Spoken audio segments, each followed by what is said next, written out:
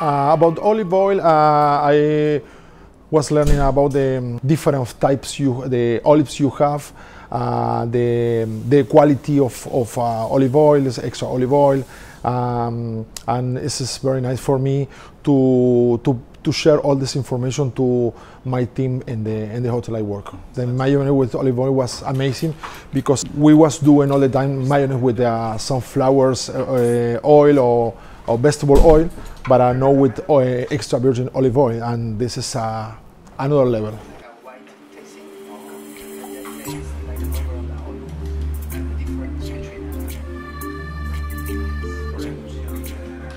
Yeah, the mayonnaise with olive oil was a different twist. Normally in the Caribbean we use like vegetable oil because I guess it's more cheap to use it instead of sending your food cost too high.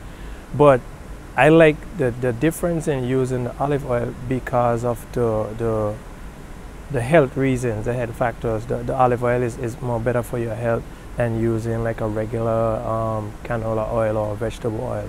The taste is stronger, but it is, I think, I guess our customer will appreciate the olive oil, using the olive oil instead of the regular oil. You have a unique taste to extra virgin olive oil instead of just using the plain oil.